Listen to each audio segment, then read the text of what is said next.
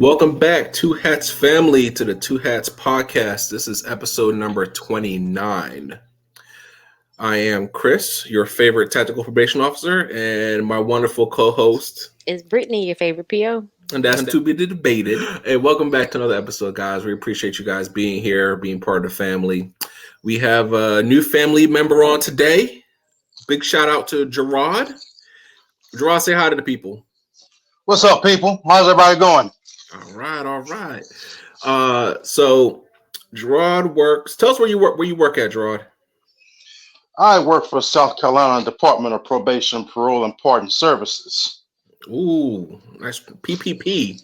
Sound like one of the loan scams. But, hey, man! Actually, believe it or not, I went to Bojangles once for lunch, and I had somebody. They bolted out the back door because they thought I was those Triple P loan people. That's funny. The first two questions we ask everybody is on a 2-hat scale, with 1 being a social worker to a 10 being a deputy sheriff cop. Where does your department lie on the 2-hat scale? I'm going to give it a strong 6 for me personally. I mean that. We ain't talking about you personally. We talking about the department now. Where do you think the department is? So for me, I think we're right in the middle. Our agency is really reserved, and we stay within the realm of probation and parole agents. We don't go above and beyond too much beyond that. Yes, we do have arrest powers, but not to the extent that your normal deputy sheriff or police may have. Okay.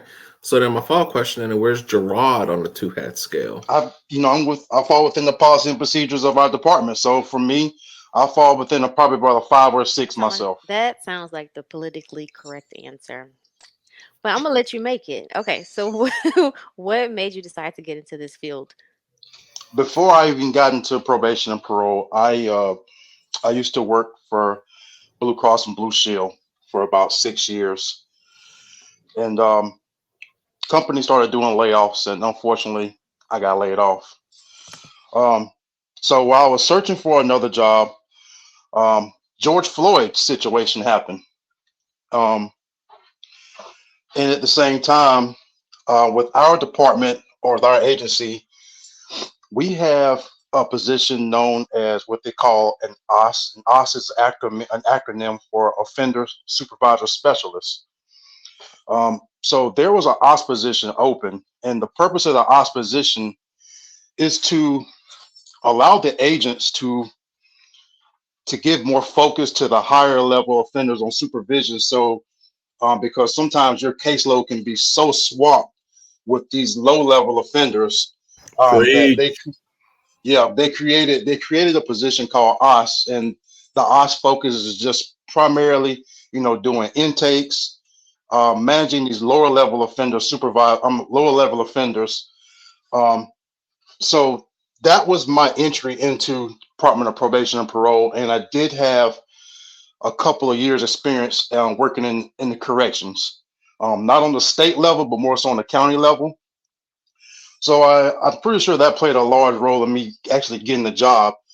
But for me personally, with the George Floyd situation, I wanted to do my part to try to help out my community and do my part, because you can't do anything sitting on the sideline. You have to actually get in there and get your hands dirty and try to help. So for me, probation and parole is more so helping people more so than versus one to take them immediately to jail. If you're not in this field to try to help somebody, you're in the wrong field. I say that all the time. Give us a little bit about your educational and work background. So I graduated from Coastal Carolina in 2012. That was my second time around. The first time around, when I first went to college, I went to South Carolina State in Orangeburg and screwed that up royally. I think we've all been there. The first go around is really not the best. Yeah, I partied hard, and so before I moved to the area that I was at, I was into corrections, and once I got certified in that was pretty much my opportunity to get out of the small community that I was from. So I started applying to some of the larger counties in the state, They try to transfer my employment, and from there, like I said, I did correction for like another year, and some other unfortunate events happened. So with that, when one door closed, another opened, and I was able to go back to school and get my 4-year degree. So I did that. Also, I've worked with I worked juveniles in the DJJ DSS system before at a group home for a few years. So that's also because some of them same kids that I supervised or that I had at the group home I've seen them come through on probation. I've seen them come through on parole. So that, and like I mentioned before, I also did some work with insurance of Blue Cross and Blue Shield customer service and entering claims and things like that. And after 6 years, company did layoffs, and unfortunately, I was one of them. So that was led me to probation and parole. It's Do you crazy have to though. have a certain degree in your area to get that job? No, actually, well, they want you to have, so the criteria to be a probation officer is 4 years with a 4-year bachelor's degree. They want you to have like 15 hours toward community service or some Community kind of public service. service, not community service, maybe like oh, what's the word I'm looking Criminal for? justice? Yeah, But no. kind of, sort of in a way. But if you don't have a 4-year degree, you can have an associate degree and 2 years experience of law enforcement. And if you lack that, then of course you have prior military or prior law enforcement background will help you get a job in probation and parole. Oh, that's But no, good. we don't cater towards having a certain degree or anything like that, because God knows my degree is in business management. Okay. That's what I was going to ask you. What kind of degree do you have? Yeah, business management. And so was it a hard process getting hired? Because I know we've talked to so many officers across the country, and some of the processes take 6 months, 9 months. I'm like, what? So how was it in your area? So initially, when I got hired on as the OS, that process took about 2 months. At the same time, I also think it depends on the urgency of how quick they need to fill that position as well too. So to initially get my foot in the door with the OS position, it only took a couple of months.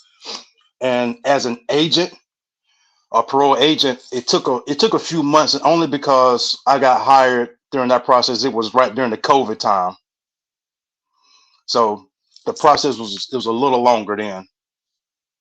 That's actually not bad at all. So how is the training? Is it like a 6-week thing? You have to go to an academy? What's it looking like? So here in South Carolina, all C1 certified law enforcement officers all get the same training from the South Carolina Criminal Justice Academy located in Columbia. So regardless if you're a probation and parole agent, deputy sheriff, constable, wherever the case may be, we all go get the same training from Columbia. And so that training is 12 weeks. The first 4 weeks you do at home. So they have videos, and we take at-home tests and things like that for the first 4 weeks. Then the next 8 weeks, you actually go to the academy there. So yeah, 12 weeks altogether. Have they always had that at-home part, or you think that changed post-COVID? That changed around COVID, and maybe even before COVID it changed a little bit. But yeah, at first it was all 12 weeks there at the academy. But they've gotten away from that now. Was it hard to get through it? You take it too long to answer. I already know it was a beast, wasn't it? So I mean, as far as the studying, the tests and things like that, to me, no. But from a physical aspect, depends on how you look at it, because when it comes to our PT or our physical tests and things like that, COVID changed a lot. So they did have certain days out of the week that you would, get up early in the morning and run and do things like that. But they put a lot of that stuff on the back burner because they didn't want everybody grouped together. So, typically at the academy, you would have a roommate. Everybody had a room to themselves at the academy. They didn't want us running together in close quarters. So a lot of the physical stuff was actually, you kind of did it independently. And they would have, optional PT and things like that. But toward the last few weeks, it was mandatory. They made us get out there and we ran and things like that. But personally for me, the hardest part of the whole process was the only thing that I had to take again was I had to take the physical agility test twice. The first time I was just under the impression that, hey, if I just keep at a consistent pace and I finish, I'll be good. But that wasn't the case.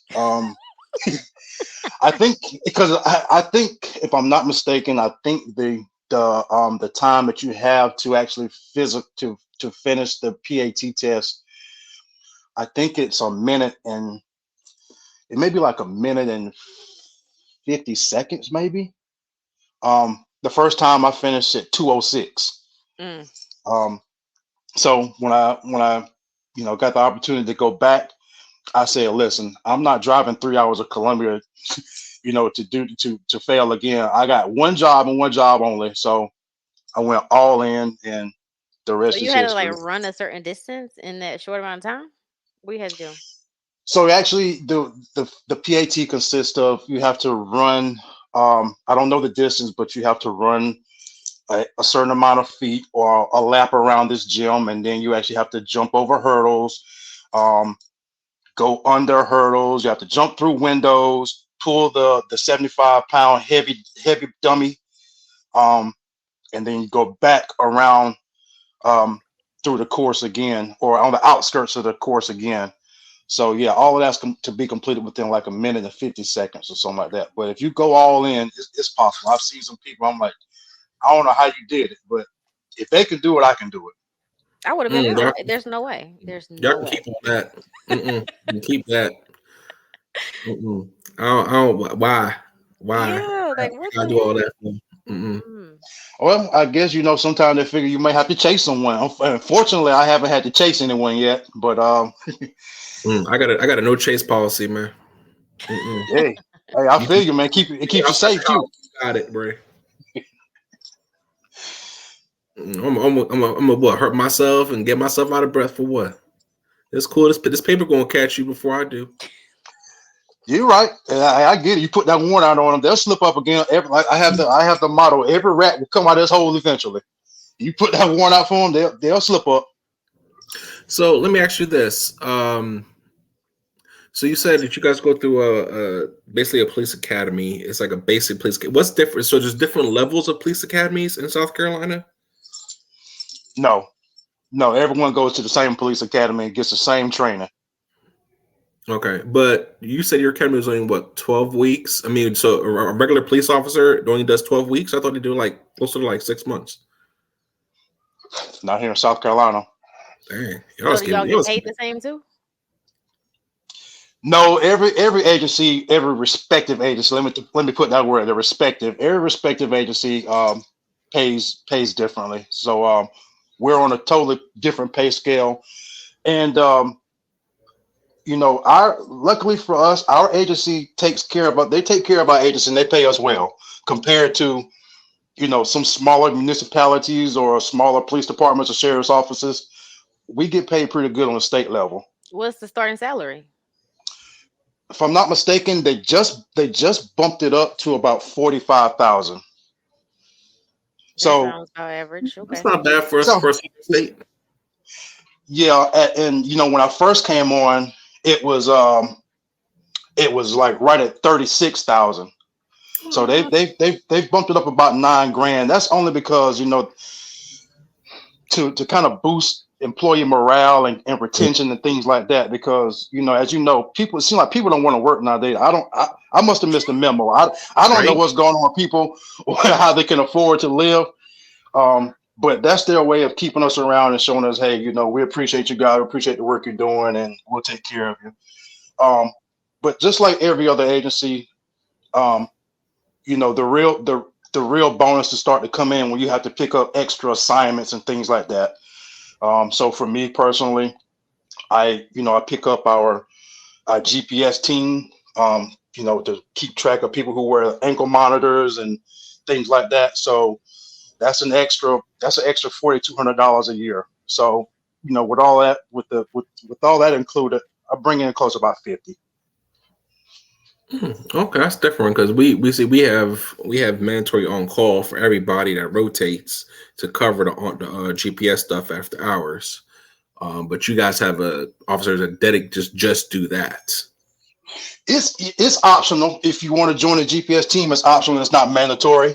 But yeah, generally speaking, I work as a primary on-call responder once a month, and then maybe once a month or every other month, I work secondary responder. Okay. But the reward is so much better than the risk, because there may be a week I might not even get a call, but regardless if I get a call or not, I'm still going to get paid. Nah, that's good. Yeah, that's the thing. Yeah, same thing here. Trying to get back to a little bit about the training. So I know you're saying you go through the police academy, and Brittany, you remember what other state we interviewed where they had to go through a police academy too? Nevada, not Nevada. It was somewhere out west, wasn't it? Yeah, it was definitely in the west. That's why I thought it was Nevada or New Yeah, Mexico, one of those. Yeah, Nevada. They go through a police academy. So my question to you is, since the curriculum is law enforcement based, then when do you actually attend probation specific training? With our agency, they make us do a pre-qualification with firearms before we even go to the academy. So we have to qualify with our agency before we can even shoot at the academy. Now, other situations, we train with our own department outside of the Criminal Justice Academy. Those could be training such as warrant service trainings, or mental health, whatever the case may be. Okay. So what kind of things do you guys go through in the police academy that is just not even an aspect or have anything to do with what you do on a day-to-day basis as a probation officer? Standard field sobriety testing. Mm-hmm. Yeah, that would be. You have to go through that.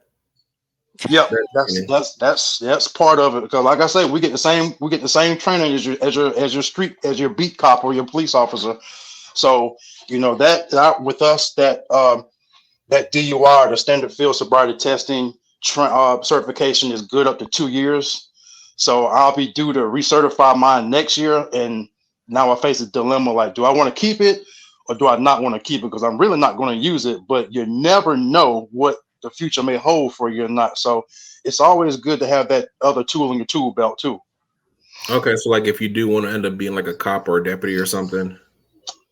I always entertain the thought, but at the end of the day, I mean, I like where I'm at, because you're not gonna beat the flexibility of the hours that I work. It's great. It's really great. Yeah. So my hours are from 8 to 5, Monday through Fridays. No weekends, no holidays. Oh yeah. You have to do weekends? No, sir. Oh man, we got reserves, man. We gotta do at least one weekend a month, man.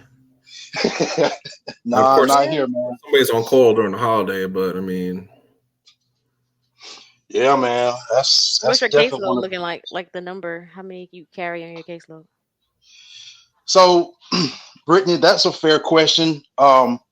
So because the way South Carolina probation works, and I can't speak on any other state, but our probation is based on what county you live in.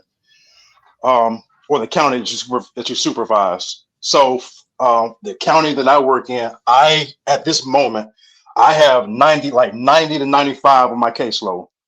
That's it? That's it. Whereas, some of the larger counties, it's typical for them to maybe have 100, 120, 130, 140 on their caseload. And once again, just like I touched on earlier, that OSP position, that's where that comes in at, because if you have a caseload of 100, there's a good chance that probably 60 to 65, maybe even 70 of them are your typical standards. Whereas you can just dish them to somebody else and be like, okay, let me focus on these higher level offenders. Mm-hmm. So that's kind of how we are, but we have, well, in the larger counties that have more officers, they have specialized positions like the low risk officers that kind of deal with people that do you guys have online reporting for low risk offenders where it's like log in and fill out a report and the officer only has to check on them like periodically, like very rarely? Online reporting, that's different. I've never heard of that. No, but we actually have the only options for our low level offenders is, so for us, by policy and procedure, I'm gonna give you the politically correct answer, Brittany. So for us, by policy, with our standard of lower level offenders, we have to make contact with them between every 3 to 6 months. Okay. And that can we have the description. Most of the time, that's going to be your telephone check-in, or maybe like a FaceTime or something like that. I want to know, how much time do you spend in the office versus out in the field? Ooh, that's cool. Because me in Texas, when I worked in probation, I was in the office 85% of the time. If I'm not in court, or it's either court or the office mostly. So what about you? That's a fair number. I'm going to give it, for me, I'm going to give it about 75% in the office, and I'll give 15% to court, and I'll give the other 10% to the field. However, they are pushing the agents to get out in the field more, and to get out of the office and go in the field more. So they've given us, mobile printers and things like that, so we can keep in our cars to keep us from having to go to the office. And we have laptops to take with us and things like that. So do you prefer that, or do you prefer being in the office? I'm just curious, because I was an office girl. Chris, he likes to be outside. I'm kind of torn sometimes. It depends on the mood. It depends on the mood in the office. If I can go either way. For what if I'm in the field and I finish everything that I need to do, that means like, okay, I can take off for the day. I'm gone. I've done everything I need to do. I'm out for the day. Versus being in the office, I have to take. A lot of people try to get in. Which I do have an agency cell phone. People have access to me. But when you're in the office, you just happen to be a little more subjected to certain things versus than when you be out in the field. Yeah, you got supervisors breathing down your neck and looking at you all the time, just walking by looking at you. I'm blessed. I'm blessed that I do not have a supervisor that's breathing down my neck, always asking my whereabouts, what I'm doing, because I think my supervisor is aware that she doesn't have to worry about me, not doing my job. When she first started, I told her, listen, I may ask you some stupid questions, but you don't ever have to worry about me doing anything stupid. That's funny. That's a major perk of being in this field, because you have that flexibility. I really like that about the job. You can be in there, you can be in the office, you can be outside, whatever. Yep. One reason I do like being in the field is because I like being out in the community and people seeing me. Right. I like networking is very important to me. So, and then to take it one step even further, representation matters too. So when they see an African American male, and most people get a little discouraged. But then, it could take something simple as a smile or wave, and then the guard comes down and be like, oh, he's just like me. I said, do people mistake you for the police? Yes, all the time. And to piggyback on what you just asked me, I chimed in on one of your posts here recently about with the tag about wearing the police on the back of the vest. Oh, so yeah. So when I'm out in the field, our vests do say police. Oh. And so since I've been in the agency, it seems like they've been kind of back and forth with what our the placard on the back of our vest say, because there has been one time there that it says state probation, then it has said agent. Now we're rocking with police on the back. So what exactly is your full authority then? If you guys are wearing police, I could seem a little confusing to the general public. They're seeing all these PPP loan people, and you out Hmm. here talking Yeah. police, and what exactly is your full authority, and then what do you think their mindset is in terms of why they put police there? Because not many states or departments use police for their probation officers. Yeah, I can't justify the thoughts there. I don't know I don't know the mentality and what they were thinking there. I can't speak on their behalf there. But I get approached by a good bit of people when they see that police on the back of my vest. They look at it as open. It's open question season. Oh, what should I do in this situation? Blah, blah, blah, blah. And I'm like, the first thing I tell them, like, where do you live? And they tell me, and I say, listen, you need to contact either your city police or you need to contact your sheriff's department. Um, Now I could probably tell you what's going to happen, but to actually get the the answer or the what you're looking for, you're gonna have to contact that respective agency. And I tell them, listen, I'm only on probation and parole, and that's all I do. Do you have a lot of female officers in your office or your area? I have I have so our county is a really smaller county. So we have two female agents and two male agents in my office. Oh, okay. So we only have four in my office. Wow. Nice balance. Do you have to do your own drug tests or do you send them out to another agency? No, we do our own drug testing. Um, so of course, everybody does the standard urine test. But when COVID hit, um, things kind of changed with us. So now they've introduced what they call the oral drug test. Um, so that kind of helps us, get out of, because it's an issue when a male drug test a female or female drug test a male. So when I'm out in the field and I need a drug test, I can give you the oral test and I don't have to worry about, you being violated or anything like that. Um, but yeah, there are some times where if I have a female coming to the office, I need a drug test, and I ask one of the female agents, hey, can you do this for me? Do you find that oral drug test is accurate or are you getting a lot of false positives? How is that? Man, that oral test is some BS sometimes. I ain't gonna lie to you. It really is. I've gotten some false positives and not, and I can't 100% vouch for a person, but I think I have a general idea. Like, I don't think you probably, why are you testing positive for amphetamines? I don't get that from you.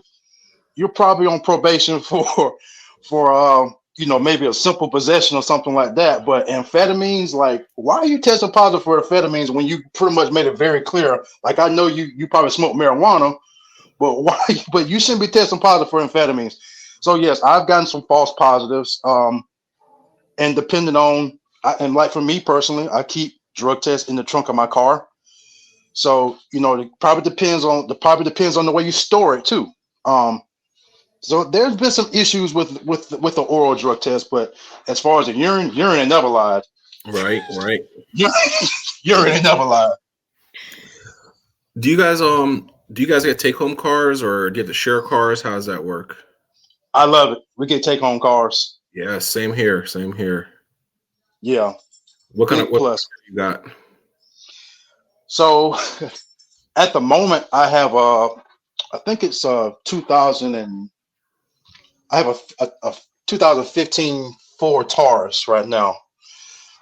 Prior to that, I had a Charger, which was a piece of crap. Um, but now our agency, we're kind of starting to get away from the Tauruses now. So we're starting to go to Explorers. Still have some Chargers, and they occasionally you may see somebody with a Durango or something like that. For the most part, it's going to be Explorers or Chargers or the Ford Tauruses with us right now. Okay. Why do you guys like having a take home car so much? Because you got real excited, Chris. Why not? I mean, Yeah. have you seen I don't know where y'all at, but the price of gas right now is just crazy. Mm-hmm. Listen, my car sleeps in the garage all week. You know what I mean? I Oh, pull out weekends to go grocery no shop. doubt. about it. You know what I mean? No like doubt. That's it. if I gotta go like take the kids like an after school activity or something, then I'll drive my car. Besides that, state car all day. I mean, I ain't going nowhere but to work at home for 8 hours a day. Hey, listen. So I started with the agency in June of 2019. December of 2019, I got a personal truck. You know, I drive a truck, and when I bought it, it only had 48,000 miles on it. So here we are, November, 3 years later, and I've only put 10,000 miles on that truck in 3 years because that's just how often I drive it. Exactly. You don't got to commute to and from the office or whatnot. Yeah, it's so much better. I don't know about you, but one of the things here in my state is that the supervisors, they don't get they have a car assigned to them, but it has to stay at the office, and they can use it for like trainings or if they have to like go anywhere or whatever. But actual officers, we get take home cars. So like, you know, they was asking me like, you want to be a supervisor one day? I was like, no. What? Like, you don't understand how important that take home car is to me. I don't think you understand. Why would I want to give that up? That's key. Yeah, it's key. So all I hear y'all saying is that y'all save money on gas.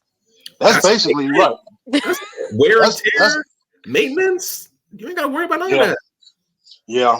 Yeah. So you know, our cars they're leased through State Fleet. So they encourage us to drive these cars and put miles on them. So that's what I do. I mean, now from the stories that I've heard before I got there, to what you were saying before, yes, they did have company share cars. At one point, they had to take their own personal cars into the field to do home visits and things like that. I couldn't imagine what that would be like, but yeah, some agencies, they do have like well, not agencies, with some departments with us, some county agents offices with us, they do have the cage car. Because unfortunately, that's one thing I don't like about our cars, that we don't have that cage. Yeah. So you know, according to our policy, we have to sit them up in the front seat with us when we take them to the jail. But the car that I had before did have a cage. But some offices do have that cage car, but it usually stays there at the office, and you know, maybe the OS or someone who's not C1 certified in the office, they can take that car to training if they have to go. Yeah, we have one cage car. It's assigned to the chief, but she don't ever drive it. We can drive it if we want to, or if we're making an arrest or anything like that, like a planned arrest, or we're looking for somebody, then we'll take the cage car. But besides that, it shows at the office. Right. Gerard, what's your favorite part about your job? With this job, we can't save them all, but if I could point one person in the right direction and help them, you know, gain some kind of sense of normalcy in their life, whether it be sobriety or, you know, helping them get their kids back or helping them get in school, getting their diploma or degree or something like that, then that's a win situation. So whenever I see somebody win, that's one of the best part of the jobs for me. Do you feel like probation actually helps people, or do you feel like it's more of a hindrance? Oof. It depends on how much they want to be held accountable. Right. Some people have an issue with being held accountable. You know, when they and you said it a while ago, Brittany, in one of your posts that I chimed in on. You know, when they go into court and they plead guilty in front of a judge, all their public defender or their attorney is telling them, "Hey, you're not going to go to jail today. We're going to give you probation." So, like you said, there needs to be more transparency. But ultimately, you know, we have to do our research ourselves before, because we get a court roster maybe like a day or two before court. So we actually run the names through the system and see if they've been on supervision before. And, you know, when they get to the court and they say, "Hey, we're going to take this guilty plea for probation," you know, probation stands up and make an objection. "Your Honor, we just want to bring it to the court's attention. This person has been on supervision, you know, 3, 4, however many times. He's been revoked this amount of times." So from there, they should have a general idea if they're going to be successful or not. Now, granted, you know, it might have been 10 years ago, and you're not the same person that you were 10 years ago. I know that happens. But for the most part, example, you know, 2 months ago, they gave this guy probation and he's been on probation 5 times with 5 revocations. So what makes you think he's going to be successful this 6th time? Exactly. I hate that. Golly. You want to give people the benefit of the doubt, right? But 6 times, like, come on. You do, yeah. Like probation is just you're not a good candidate for probation after a certain many times. Like, yes, it can be good for some people, but like, what makes you think this person is going to pay $10,000 on restitution? They don't have a job. That's probably part of the reason they stole it, because they don't have the means to buy it themselves. Right. So here you are. You're thinking probation is the cure all for everything. Like, oh, they got mental health issues. Okay, let's give them probation. Oh, they're on heroin. Oh, let's give them on probation so we can get them a substance abuse counseling. And we can't solve everything. Exactly. A lot of people think probation is a money grab. How do you feel about that? Do people tell you all y'all want is the money? Y'all ain't trying to help nobody. Well, for one, I tell them it's not like I'm getting the money. The department's getting the money. But yes, I mean, I explained to them the importance of being in financial compliance and things like that. But ultimately, for me, as long as you're not getting arrested, you're working. I understand, because you have a family to support. So sometimes your money can be tight, but as long as you're in compliance with your special conditions and you're working, you're reporting as you should, I can work with you around the money part. But if you're out here and you're lighting up my drug test and you testing positive for everything and you're not working or whatever, then yeah, that's a problem. All right, But totally. I would tell somebody I'm never gonna, well, I can't say never, but it's a high chance I'm not going to put you in jail for not paying your supervision fees. But you have to show me. Here in South Carolina, our supervision fees are $50 a month.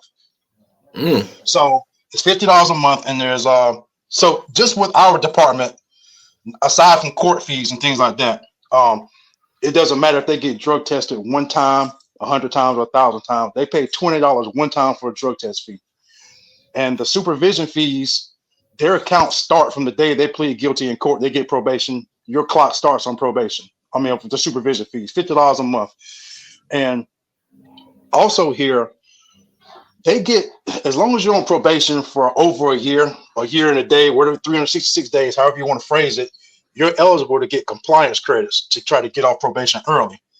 But to gain those compliance credits, you cannot be more than 3 months in arrears on your supervision fees.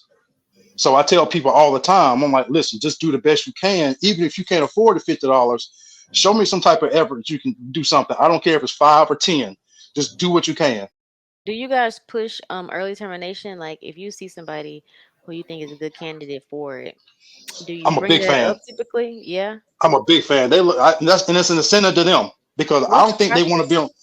They don't want to be. So with us, to be on early termination, you have to pay your court costs off in full. You have to be current with the supervision fees. So if you're on probation for 3 years, which is $600 a month, $600 a year in supervision fees, you don't have to pay off that whole balance, but you have to be current. You can't be behind. As long as your court costs are paid, you're current with your supervision fees, your special conditions are completed, and you give me a clean drug screening. And the other part is if there's a victim in the case, because we have to contact the victim and let them know, hey, this person may be up for early termination, if you're okay with that or whatever. If all of those points are met, I'm an advocate for early termination, because I can get you off my caseload and focus more on somebody else. Right. So I tell people all the time, like, listen, this is a thing that we can do, early termination. And then also there is a clause where a court, their attorney may say, I would like to add a PTUP clause in there. I don't know if you're familiar with PTUP, but PTUP stands for probation terminated upon payment. So basically, as long as if your restitution is paid in full and your court costs and all that things are paid in full, we can close your case. So if somebody's eligible, do you have to submit some paperwork to the court? Like, how does that work? I have to, yes. So with restitution, I do have to get like a certification from our department that the restitution has been paid in full, and I have to get a document from the clerk of court saying that the court costs are paid in full. Those are the only documents that I really need to do that. Because see, over here in my area, A lot of times POs will tell the offender that, hey, you have to go hire an attorney to help you get off of this probation. Mm. And I'm like, why would you go spend all that money on that when you could just spend the money on paying off the court costs and stuff so you can do it yourself? I don't want to assume, Brittany, but I'm under the impression, are you in Texas? Yeah. Okay, just making sure. I didn't want to, I was wanting to make sure. What you got to say about Texas? Hold up. Rewind. Hey, I ain't got nothing to say about Texas. Oh, okay. Never been there, but I ain't got no problem with Texas. None at all. Just making sure. Yeah, I'm just verifying. That's it. All right, let's get into a little more of the tactical side. So what kind of equipment are you guys issued once you become a certified agent? So our department carries we have the Glock 9mm. Which one? 19, 20, 45, or 17? Glock 19. You guys Glock have 19. Okay. Glock 19, the third generation. Oh, wow. And I've been hearing some rumblings here lately that we're going to get some new firearms here lately. So we shall see. But that's the only thing as far as the tactical side that we're issued. We don't have any type of, we don't get the shotgun or assault rifles or anything like that. Just the Glock 9.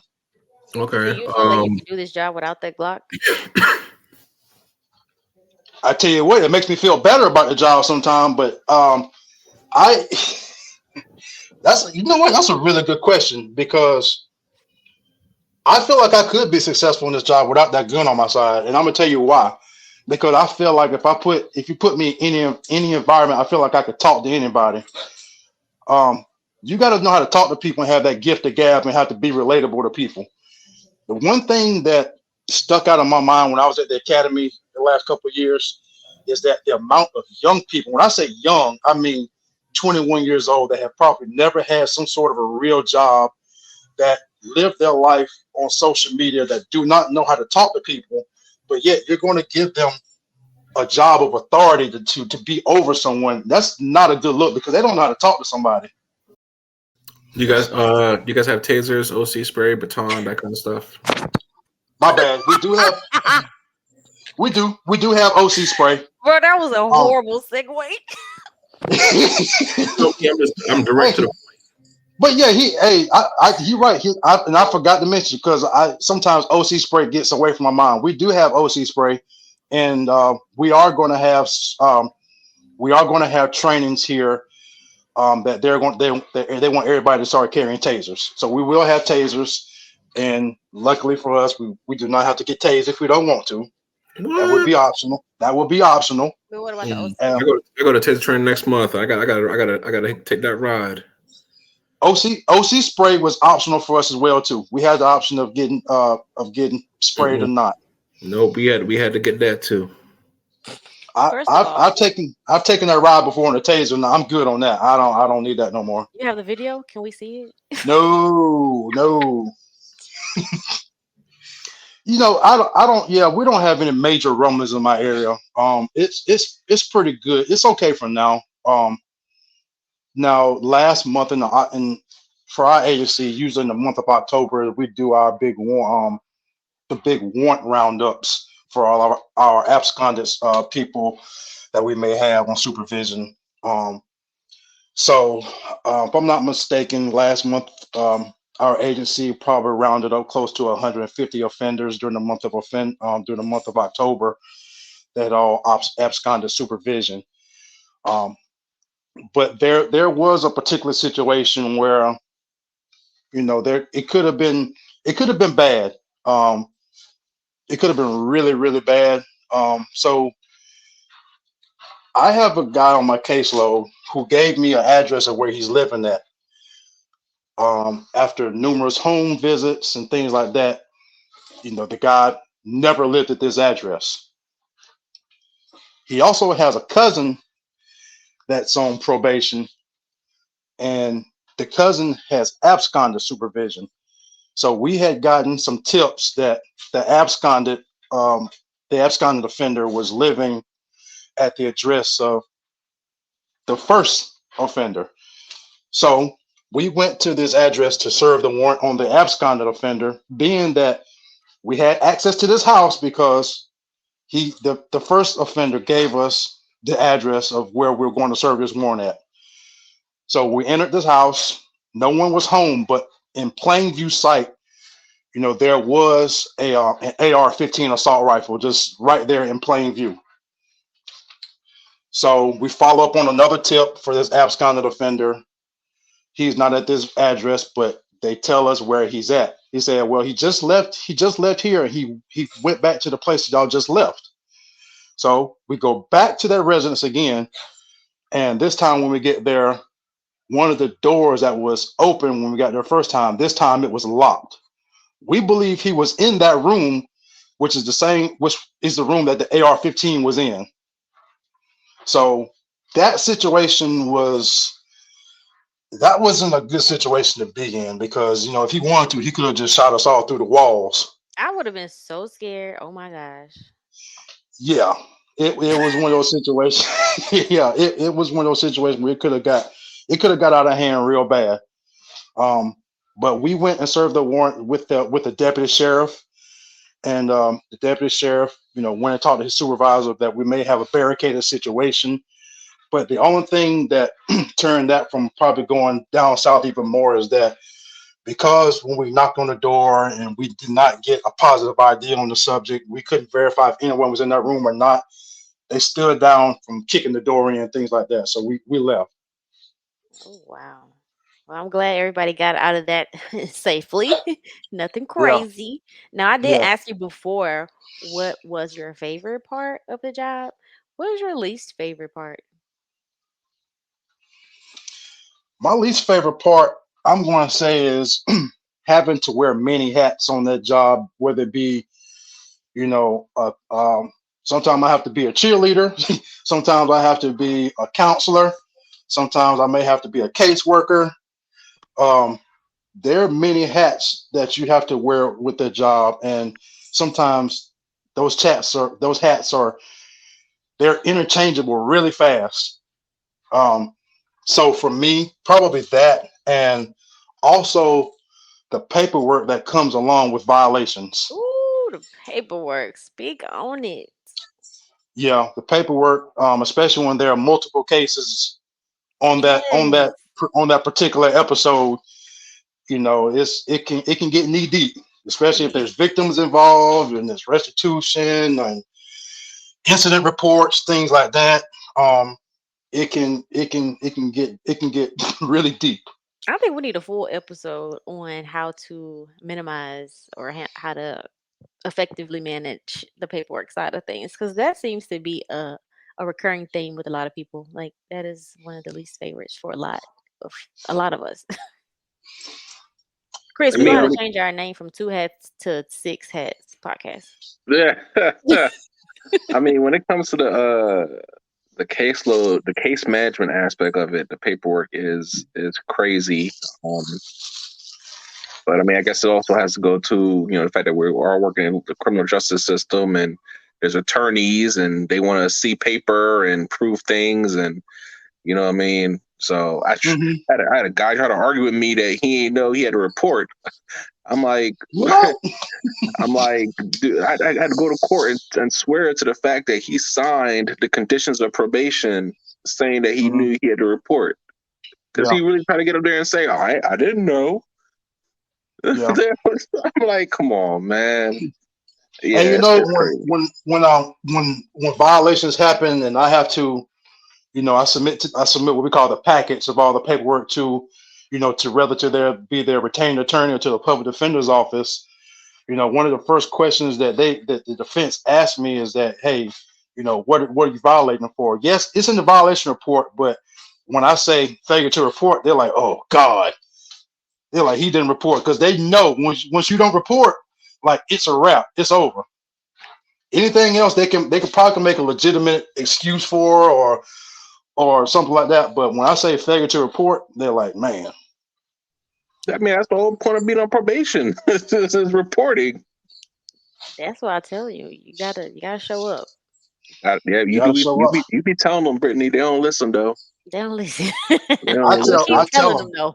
I tell them, I like, listen, I will never, fuss at you or knock at you for calling my phone more more than what I tell you to. I'd rather you call me, because I got some people on my caseload, when they call my cell phone, I see their number, I'm like, oh, I know who that is.